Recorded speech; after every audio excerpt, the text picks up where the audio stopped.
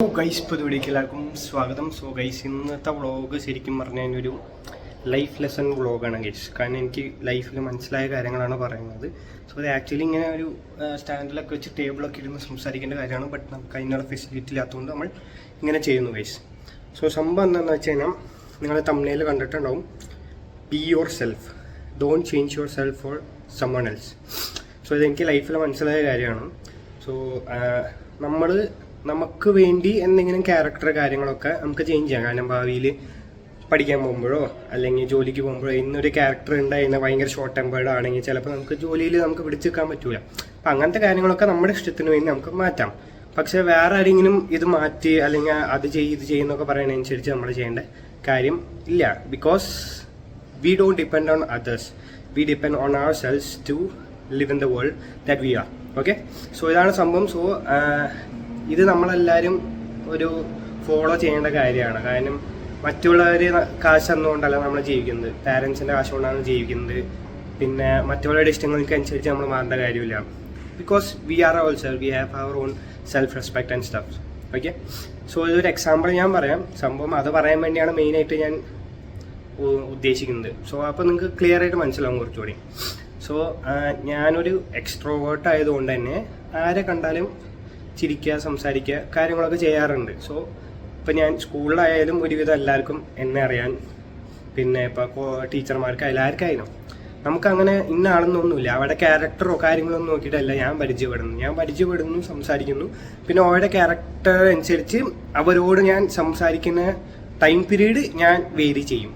ഇപ്പം നമ്മൾ സംസാരിച്ചിട്ട് ഭയങ്കര ഒരു റൂഡായിട്ടുള്ള ആളുടെ അടുത്ത് കുറേ നേരം സംസാരിക്കുന്നില്ല. ജസ്റ്റ് കാണും, സംസാരിക്കും, ഹായ് സുഖമല്ല ഒക്കെ നമ്മൾ ചോദിച്ചിട്ട് വിടും, സിമ്പിൾ.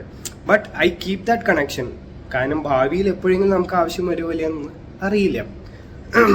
ഇപ്പോൾ ഇവിടെ VITയിൽ ഫസ്റ്റ് ഇയർ വന്നതിന് ശേഷം ഇവിടെയുള്ള ഞങ്ങളുടെ ബാച്ചിലുള്ള എല്ലാവരുമായിട്ട് ഞാൻ സംസാരിക്കുമായിരുന്നു. അങ്ങനെ എനിക്ക് അങ്ങനത്തെ വേറെ സംഭവങ്ങളൊന്നുമില്ല. അവരെങ്ങനത്തെ ആളാണ് അതൊന്നും എനിക്കറിയുന്നില്ല. ലാംഗ്വേജ് ബാരിയറോ കാര്യങ്ങളൊന്നുമില്ല. എല്ലാവരുമായിട്ട് സംസാരിച്ച് എല്ലാവരുമായിട്ടും മിങ്കിളായിട്ടുണ്ടായിരുന്നു. ഞാൻ എൻ്റെ ഒരു ഇത് വെച്ചിട്ട് എല്ലാവരോടും സംസാരിക്കും. അവർ നമ്മളെ കാണുമ്പോൾ തിരിച്ച് ചിരിക്കുന്നുണ്ടോ സംസാരിക്കുന്നത് അതൊന്നും മാറ്റർ അല്ല. അവരെ കാണുമ്പോൾ ഞാൻ ചിരിക്കും, ഞാൻ സംസാരിക്കും. അവർ ചിരിച്ചില്ല, ഞാൻ ജസ്റ്റ് ചിരിച്ചിട്ട് പോകും. അവർ തിരിച്ച് ചിരിക്കുകയാണെങ്കിൽ എന്താ കാര്യങ്ങൾ എന്തെങ്ങനെ പോകുന്നു, എക്സാം എങ്ങനെയുണ്ട്, അങ്ങനെ ഇങ്ങനെയൊക്കെ കാര്യങ്ങളൊക്കെ ചോദിച്ചിട്ട് സംസാരിക്കുന്നു, പോകുന്നു, സിമ്പിൾ. ഇത് ഫസ്റ്റ് ഇയർ കഴിഞ്ഞു, സെക്കൻഡ് ഇയർ കഴിഞ്ഞു, തേർഡ് ഇയർ കഴിഞ്ഞു. പക്ഷെ ഫോർത്ത് ഇയർ ആയപ്പോഴാണ് എനിക്ക് കാര്യം മനസ്സിലായത്. കാരണം നമ്മളിങ്ങനെ സംസാരിക്കുന്നതുകൊണ്ട് തന്നെ നമ്മളൊരു ന്യൂട്രൽ ടൈപ്പ് ഓഫ് ആളായി. എല്ലാവർക്കും ഇൻ കേസ് അവർക്ക് ആരും ഇല്ലാത്ത സമയത്ത് ഡിപ്പെൻഡ് ചെയ്യാൻ പറ്റുന്ന ഒരാളായി ഞാൻ ഫോർത്ത് ഇയറിലാണ് മനസ്സിലാക്കി. അങ്ങനെ കുറേ പേർക്ക് ഡിപ്പെൻഡബിൾ ആയിട്ടുള്ള ഒരാളായി ഞാൻ എന്നുള്ളത്.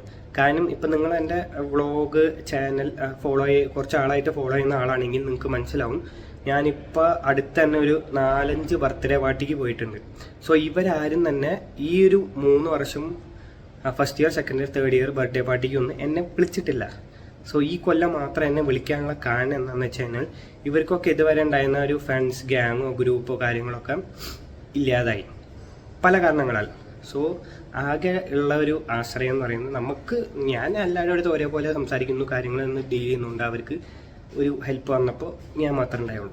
ഇതാണ് ഇങ്ങനെയാണ് കാര്യങ്ങൾ നമ്മുടെ ജീവിതത്തിൽ നടക്കുന്നത്. അതുകൊണ്ട് നമ്മൾ വേറെ ആർക്കും ഇനി നമ്മുടെ സ്വഭാവമോ കാര്യങ്ങളോ ഒന്നും മാറ്റേണ്ട ആവശ്യമില്ല. മനസ്സിലാവും, ഇതാണ് സംഭവം.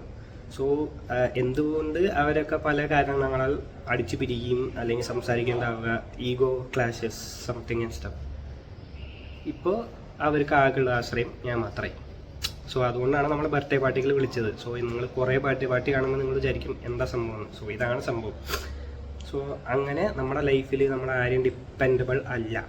V should have our own character, our own personality and stuff. എൻ്റെ പേഴ്സണാലിറ്റി എല്ലാവരുടെ അടുത്തും നല്ല രീതിയിൽ സംസാരിക്കുക, കാണുക, സംസാരിക്കുക, പോവുക, ഇത്രേ ഉള്ളൂ.